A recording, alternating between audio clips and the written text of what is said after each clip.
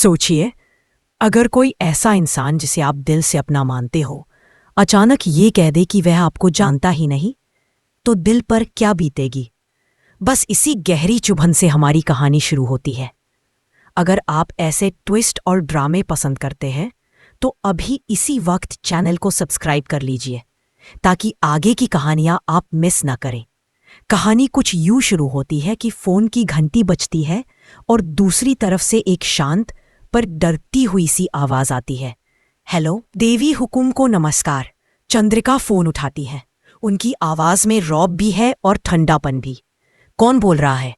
उधर से जवाब आता है, देवी हुकुम, आपकी वसुधा बोल रही हूं। लेकिन जिस बात की उम्मीद किसी को नहीं थी वही होता है। चंद्रिका तुरंत कटु स्वर में कहती है, हम किसी वसु को नहीं जानते। बस इतना कहना था कि पूरा घर जैसे एक झटके से थम गया।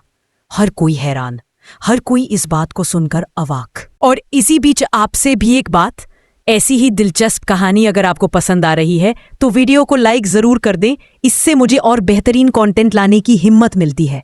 कहानी आगे बढ़ती है। देव और वसुधा को पता चलता है कि दादी सा चंद्रिका से मिलने चौहान हाउस गई थी। वहां दोनों के बीच काफी तीखी बहस हुई थी। बहस ऐसी कि चंद्रिका का गुस्सा शांत तो क्या होता बल्कि और भड़क गया। घर लौटकर जब दादी सा ये सब बताती हैं तो वसुधा दादी सा से कहती है, दादी सा, आपको वहां नहीं जाना चाहिए था। बात बनने की बजाय और खराब हो गई। वसुधा की आवाज में डर था पर साथ ही एक दर्द भी। वह नहीं चाहती थी कि दादी सा किसी मुसीबत में पड़े, ना ही यह कि गलतफहमी और बढ़ जाए। अगर आपको कभी अपने परिवार में ऐसी गलतफहमियां लगी हों तो आप समझ सकते हैं कि वसुधा क्या महसूस कर रही थी। लेकिन दिल में उम्मीद अभी भी बची थी। वसुधा सोचती है कि शायद एक फोन, एक माफी, एक कोमल शब्द शायद चीजों को थोड़ा ठीक कर दे। और अगर आपको भी लगता है कि कोशिश हमेशा की जानी चाहिए तो इस कहानी को शेयर कर दें ताकि और लोग भी इसे सुन सकें। वसुधा अपना फोन उठाती है, गहरी सांस लेती है और चंद्रिका को फोन करती है। फोन बजता है और आखिरकार उठता है। वसुधा धीरे से बोलती है, खम्मा घनी देवी हुकुम। चंद्रिका उस ठंडी आवाज में पूछती है, कौन बोल रहा है? वसुधा फिर से कहती है, देवी हुकुम, आपकी वसुधा बोल रही हूं। लेकिन नाम सुनते ही चंद्रिका के स्वर में और भी सख्ती आ जाती है। वह कहती है, हम किसी वसु को नहीं जानते। यह सुनकर आसपास खड़े सभी लोग चौंक जाते हैं। प्रभात आगे बढ़कर कहता है, चंदा, ये तुम क्या बोल रही हो? वह वसु है, हमारी वसुधा, हमारे घर की बहू। लेकिन चंद्रिका तमतमाकर जवाब देती है, हमने कहा था ना, देव और वसुधा का नाम इस घर में कोई नहीं लेगा। उनकी आवाज में इतना गुस्सा था कि लगा जैसे वह सिर्फ बोल नहीं रही बल्कि हर शब्द से चोट पहुंचा रही हो। और फिर चंद्रिका सीधे फोन पर ही वसुधा पर चिल्लाती है, तुम्हारी हिम्मत कैसे हुई हमें फोन करने की? वसुधा का दिल धड़कना जैसे बंद सा हो जाता है। उसकी आंखें भर आती है। वह घबराते हुए कांपते स्वर में कहती है, देवी हुकुम, हम आपसे माफी मांगने के लिए फोन किए हैं। आज जो दादी सा जाकर आपसे बोली है वह उनसे गलती हो गई। हम उनकी तरफ से आपसे क्षमा मांग रहे हैं। लेकिन चंद्रिका जैसे पहले से ही निर्णय करके बैठी थी। उन्होंने कठोर स्वर में कहा, हम किसी को नहीं जानते। तुम और देव हमारे लिए मर चुके हो। दोबारा हमसे बात करने की कोशिश मत करना और इसे याद रखना, हम तुम्हारे कोई नहीं लगते। और इसके बाद वह झटके से फोन काट देती है। फोन कटने की वह आवाज जैसे किसी ने वसुधा के दिल पर एक भारी दरवाजा बंद कर दिया हो। वसुधा बस फोन हाथ में पकड़े वहीं खड़ी रह जाती है। उसकी आंखों से आंसू बहने लगते हैं। देव यह देख नहीं पाता। वह उसके पास आता है, उसका हाथ पकड़ता है और कहता है, वसु, खुद को संभालो, एक दिन सब ठीक हो जाएगा। मासा का गुस्सा भी शांत होगा, वह हमें माफ भी करेंगी। दादी सा भी पास आकर वसुधा के कंधे पर हाथ रखती है। हाँ वसु, सब ठीक होगा, बस हिम्मत मत हारना। लेकिन अंदर अंदर वसुधा टूटी हुई थी। वह कोशिश कर रही थी कि परिवार फिर से जुड़ जाए, पर चंद्रिका का हर शब्द उसके दिल में चुभ गया था। अगर आपने कभी ऐसा समय देखा हो जब आपके अपने ही आपको पहचानने से इनकार कर दे, तो आप समझ सकते हैं कि वसुधा की हालत कैसी थी। कहानी यही रुकती नहीं है, यह तो शुरुआत है। और इसी बीच अगर आप कहानी में आगे क्या होगा जानने के लिए उत्सुक हैं, तो अभी वीडियो को लाइक कर दें ताकि जब अगला हिस्सा आए आपको तुरंत मिल जाए। अब सवाल ये है, क्या चंद्रिका अपने गुस्से से बाहर आएंगी? क्या वे देव और वसुधा को माफ करेंगी या यह दूरी हमेशा के लिए रह जाएगी? आप क्या सोचते हैं? आपका एक छोटा सा कमेंट मुझे बताएगा कि आपको कहानी कैसी लग रही है और आगे क्या देखने की उम्मीद है। और हाँ, अगर आपने अभी तक सब्सक्राइब नहीं किया है तो कर लीजिए ताकि आने वाले दोनों सेक्शन आप बिल्कुल भी मिस न करें। चंद्रिका के फोन काटने के बाद घर में जैसे एक भारी खामोशी छा गई थी। वसुधा अभी भी वहीं खड़ी थी, लेकिन उसकी निगाहें कहीं खोई हुई थी। उसके कानों में बार बार वही शब्द गूंज रहे थे, तुम और देव हमारे लिए मर चुके हो। यह सुनकर उसका दिल बार बार टूट रहा था। देव पास खड़ा था, पर वह भी नहीं जानता था कि उसे कैसे संभाले। अगर आपने अभी तक सब्सक्राइब नहीं किया है तो कर लीजिए, क्योंकि कहानी अब और ज्यादा गहराती जा रही है। देव धीरे से कहता है, वसु तुम चिंता मत करो, हमें पता है कि मासा दिल से सख्त नहीं है, बस समय खराब चल रहा है। एक दिन आएगा जब वही मासा हमें गले लगाकर कहेंगी कि घर वापस आ जाओ। लेकिन वसुधा के लिए यह सब सुनना आसान नहीं था। वह फटी हुई आवाज में कहती है, देव अगर वह हमें हमेशा के लिए दूर कर दे तो? देव ने उसका हाथ पकड़कर कहा, ऐसा नहीं होगा। परिवार कभी टूटता नहीं है, बस गुस्सा दीवार बना देता है, लेकिन हम मिलकर सब ठीक कर देंगे। दादी सा भी पास बैठती है और कहती है, वसु तुम्हारे मन में जो डर है वह समझ आता है, लेकिन हर रिश्ते की एक परीक्षा होती है और तुम दोनों तो हमेशा से ही मजबूत रहे हो। हमें बस उम्मीद का दामन नहीं छोड़ना है। इस बात से वसुधा की आंखों में थोड़ा भरोसा लौटता है। और अगर आपको भी लगता है कि उम्मीद ही इंसान को आगे बढ़ाती है तो वीडियो को लाइक कर दें ताकि और लोग भी इस संदेश को महसूस कर सके। इसी बीच चौहान हाउस में माहौल बिल्कुल उल्टा था। चंद्रिका फोन काटकर भी शांत नहीं हुई थी, वह भीतर ही भीतर उबल रही थी। प्रभात आगे बढ़कर बोला, चंदा तुमने ऐसा क्यों किया?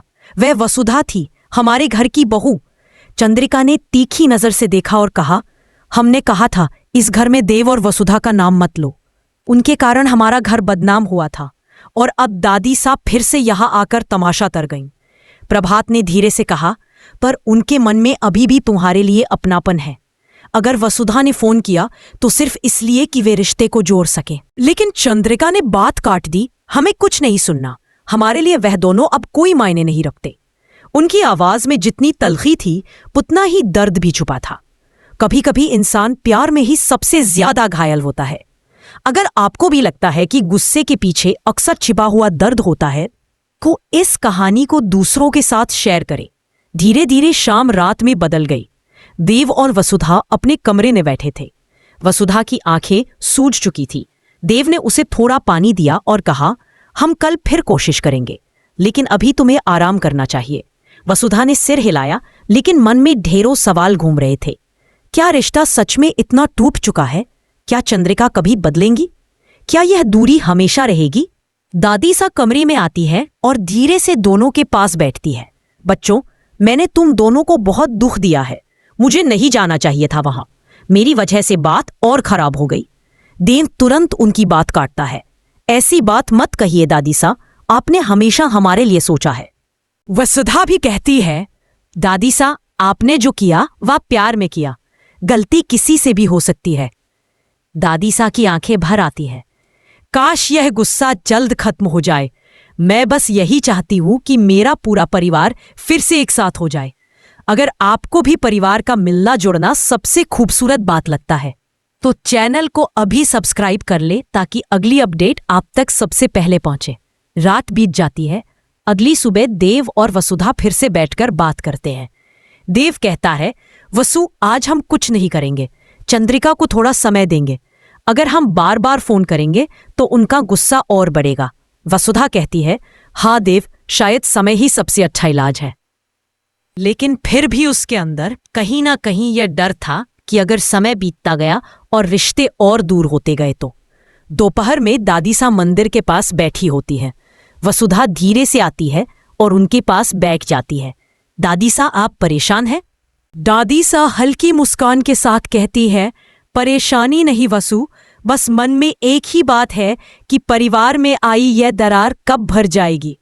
वसुधा धीरे से सिर झुकाकर कहती है, दादी सा, मैं हर कोशिश करूंगी, चाहे कितनी भी मुश्किल आए, मैं हार नहीं मानूंगी। दादी सा उसके सिर पर हाथ फेरते हुए कहती है, यही हिम्मत चाहिए। इसी बीच देव आता है और कहता है, हम तीनों मिलकर कोशिश करेंगे। बस एक दिन आएगा जब मासा खुद कहेंगी, देव, वसु, घर वापस आ जाओ। वसुधा उस कल्पना पर हल्का सा मुस्कुरा देती है। दिल में उम्मीद जागती है। अगले कुछ दिन में माहौल थोड़ा सामान्य होने लगता है, लेकिन रिश्तों की दरार अभी भी बनी हुई है। इस दौरान देव और वसुधा दोनों अपनी रोजमर्रा की जिंदगी को संभालते हैं, पर मन में हमेशा एक ही बात चलती है, क्या चंद्रिका कभी बदलेंगी? दूसरी तरफ चौहान हाउस में चंद्रिका भले ही कठोर बातें कहती है, लेकिन जब वे अकेले होती है तो उनकी आंखें कई बार नम हो जाती हैं। वह याद करती है पहले का समय, देव की मुस्कान, वसुधा की सादगी, परिवार में हंसी मजाक। पर जैसे ही कोई उन्हें देख लेता है, वह तुरंत अपनी सख्त छवि वापस पहन लेती है। कई बार प्रभात उन्हें कहता है, चंदा, दिल की कठोरता रिश्तों को और दूर कर देती है। लेकिन चंद्रिका पलटकर कहती है, कठोरता नहीं प्रभात, यह मेरे आत्मसम्मान की बात है। जब अपना कोई गलती करे तो दंड तो मिलता ही है, लेकिन दिल के अंदर कहीं वे जानती थी कि यह दंड उतना ही उन्हें भी चोट पहुंचा रहा है। अगर आप भी समझते हैं कि रिश्तों में सबसे मुश्किल चीज़ है अहंकार छोड़ना, तो वीडियो को लाइक कर दीजिए। इससे मुझे पता चलेगा कि आप इस कहानी की गहराई को समझ रहे हैं। समय बीतता है। एक दिन दादी सा देव को बुलाती है और कहती है, बेटा, मुझे लगता है कि अब हमें फिर से कोशिश करनी चाहिए। देव चौंक कर पूछता है, दादी सा, क्या आप फिर से चंद्रिका मासा के पास जाना चाहती हैं? दादी सा सिर हिलाती है, हाँ बेटा, एक बार और, शायद इस बार बात सुन ली जाए। चंद्रिका ने कड़क आवाज में कहा, हमारी बात साफ है, तुम्हें हमारी बात समझ नहीं आती क्या? हमने कहा है दूर रहो। देव आगे बढ़कर बोला, मासा, हम बस माफी मांगने आए हैं। अगर हमारी किसी बात से आपको दुख पहुंचा है तो। लेकिन चंद्रिका ने जोर से कहा, दुख तुम दोनों ने जो किया है उसका दुख अब भी कम नहीं हुआ है। वसुधा की आंखें भर आईं। वह हाथ जोड़कर बोली, देवी हुकुम, चाहे आप डांट ले, सजा दे दे, लेकिन हमें अपने से दूर मत धकेलिए। चंद्रिका ने नजरें फेर ली। इनके अंदर का गुस्सा और भीतर का मोह जैसे लड़ाई कर रहे थे।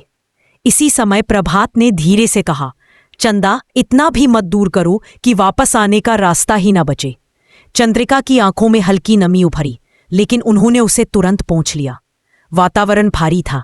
देव और वसुधा खड़े थे, उम्मीद और डर के बीच झूलते हुए। अगर आप आगे का सच जानना चाहते हैं, क्या चंद्रिका आखिर मानेंगी?